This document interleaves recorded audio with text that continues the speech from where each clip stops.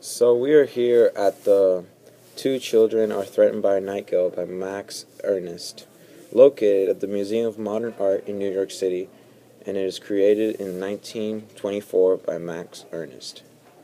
It is oil on wood with painted wool elements with frame. In this early surrealist painting with an intentionally ambiguous title, Ernst used traditional perspective to represent the setting, but the three sketchy rendered figures belong to a dream world. As it is true for many surrealist works, the title Two Children Are Threatened by Nightingale is ambiguous and relates uneasily to what the spectator sees. The viewer must struggle to decipher connections between the image and the words. He sets out to incorporate found objects and chance into his works. Using a process called frottage, he created some works by combining the patterns achieved by rubbing a crayon or another medium across a sheet of paper placed over a surface having a strong, evocative textual pattern. Ernst displayed a private dream that challenged the post-Renaissance idea that a painting should resemble a window looking into a real-world scene rendered three-dimensional through mathematical perspective. The artist painted the landscape, the distant city, and the tiny flying bird in conventional fashion, following all the established rules of linear and atmospheric perspective.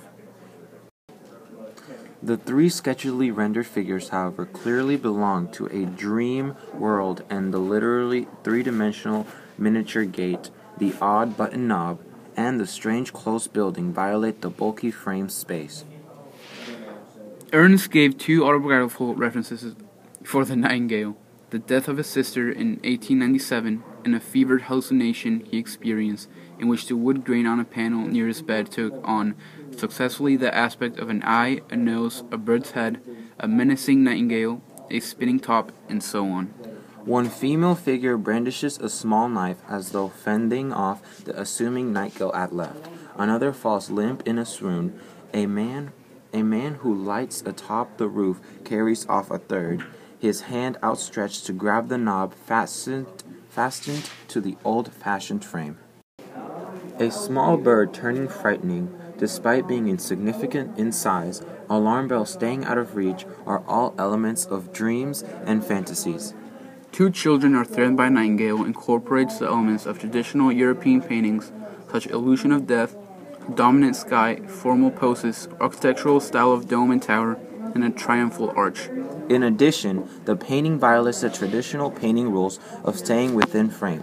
Two Children Are Threatened by Nightingale actually breaks out of the frame, such as the doorbell, the gate, the house, are all superficial, three-dimensional physical objects. In a way, in Max Two Children Are Threatened by Nightingale, viewers get a perspective of swinging between real and imaginary, creative and actual. The scene does look false and purely imaginary, that too quite elementary or childish. Nothing looks sensible in this picture, yet despite all those traditional boundaries, the total experience is incredible. Ernst dares to recreate a feeling quite familiar to us through our dreams. The elements of painting have a total disorientation. They seem to belong in a fantasy world where the scales, volumes, and functions have their unique tangents of purpose.